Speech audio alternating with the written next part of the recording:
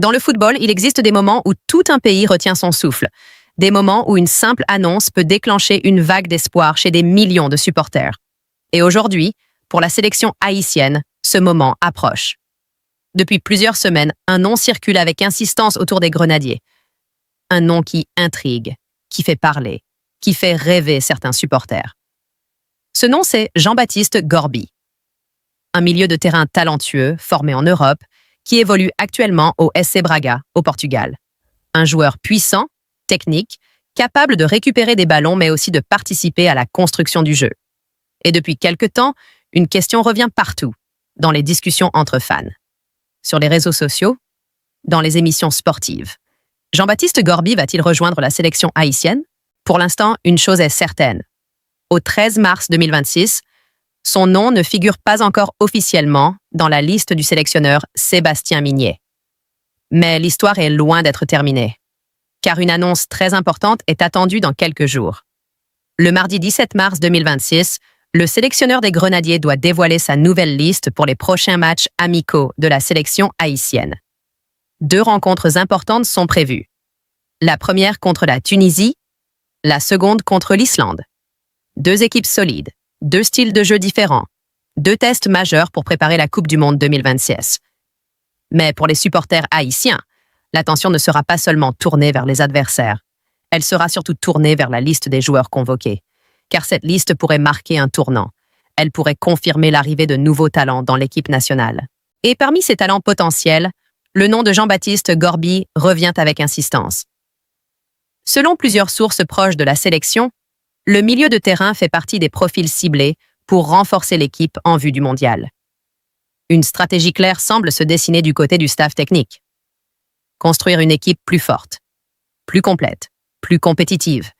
Et pour cela, la Fédération haïtienne de football explore activement la piste des joueurs binationaux. Des joueurs qui évoluent dans les championnats européens, mais qui possèdent des racines haïtiennes. Cette stratégie n'est pas nouvelle dans le football international. De nombreuses sélections l'utilisent pour renforcer leur effectif. Et dans le cas d'Haïti, cela pourrait transformer profondément l'équipe. Car lorsque des joueurs formés dans les grandes académies européennes rejoignent une sélection nationale, ils apportent bien plus que leur talent. Ils apportent une expérience, une rigueur tactique, une intensité dans le jeu, et parfois une mentalité différente. Une mentalité forgée dans les championnats les plus compétitifs du monde. C'est exactement ce qui rend le profil de Jean-Baptiste Gorby si intéressant. Au SC Braga, il évolue dans un championnat portugais connu pour sa qualité technique et son exigence tactique.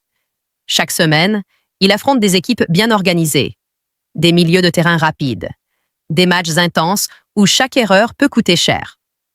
Dans ce contexte, les joueurs apprennent à penser plus vite, à jouer plus vite, à anticiper les situations. Et ce type d'expérience peut devenir un atout précieux pour une sélection nationale.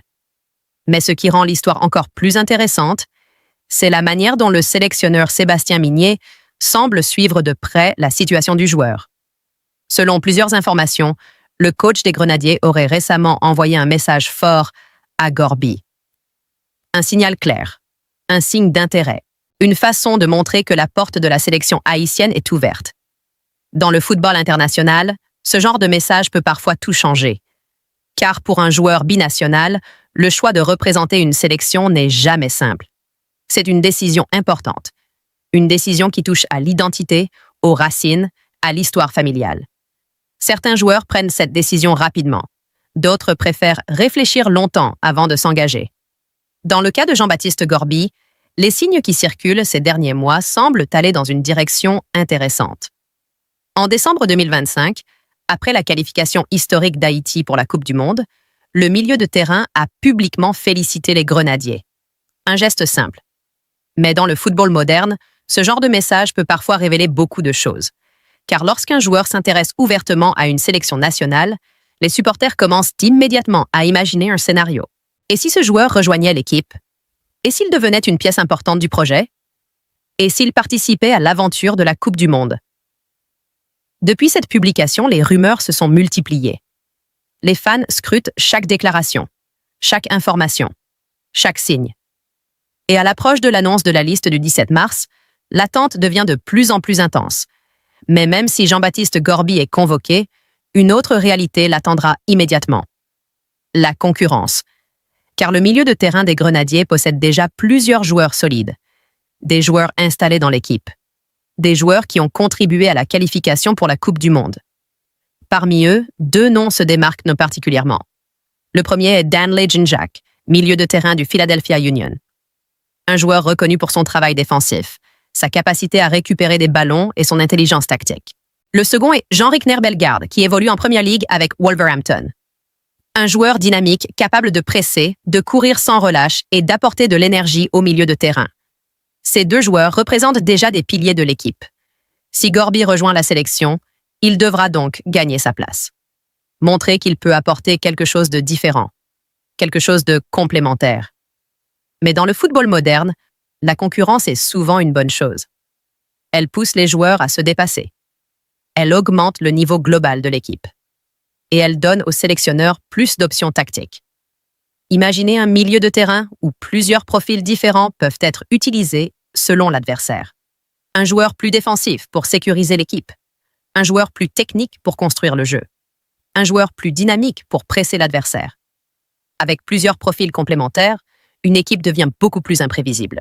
Et c'est exactement ce que cherchent les grandes sélections. Mais au-delà des considérations tactiques, l'arrivée potentielle de nouveaux joueurs comme Gorby pourrait aussi envoyer un message important à toute la diaspora haïtienne. Un message simple: le projet des Grenadiers est en train de grandir. La qualification pour la Coupe du Monde a déjà changé la perception de l'équipe. Aujourd'hui, Haïti n'est plus seulement une sélection qui rêve de participer. C'est une sélection qui se prépare à affronter les meilleures nations du monde. Et pour cela, chaque renfort peut compter. Chaque nouveau talent peut apporter une pierre à l'édifice. C'est dans ce contexte que l'annonce du 17 mars devient si importante. Car cette liste pourrait révéler beaucoup de choses. Elle pourrait confirmer certaines rumeurs. Elle pourrait dévoiler de nouveaux visages. Elle pourrait montrer la direction que le sélectionneur veut donner à son équipe avant la Coupe du Monde. Et pour les supporters haïtiens, l'attente devient presque insupportable. Car ils savent que chaque décision prise aujourd'hui peut influencer l'avenir de la sélection. Si Jean-Baptiste Gorby est convoqué, cela signifiera probablement que les démarches administratives nécessaires pour son changement de nationalité sportive ont été finalisées. Ce processus, supervisé par la FIFA, est obligatoire pour les joueurs ayant représenté un autre pays dans les catégories de jeunes. Parfois, ces procédures prennent du temps. Parfois, elles se règlent rapidement. Tout dépend de plusieurs facteurs administratifs. Mais si tout est prêt à temps pour le rassemblement de mars, alors le milieu de terrain pourrait rejoindre l'équipe très bientôt. Et ce moment pourrait marquer le début d'une nouvelle histoire. Une histoire qui ne concerne pas seulement un joueur, mais toute une génération. Car le football haïtien semble aujourd'hui entrer dans une nouvelle phase. Une phase où la sélection attire davantage de talents. Une phase où les ambitions deviennent plus grandes. Une phase où les supporters commencent à croire que quelque chose d'important est en train de se construire. Mais pour l'instant, une question reste en suspens. Une question que des milliers de fans se posent chaque jour. Lorsque Sébastien Migné dévoilera sa liste le 17 mars 2026, verrons-nous enfin apparaître le nom de Jean-Baptiste Gorby? Ou faudra-t-il encore patienter un peu avant de le voir porter le maillot des Grenadiers? La réponse arrive bientôt, et elle pourrait bien marquer le début d'un nouveau chapitre pour la sélection haïtienne.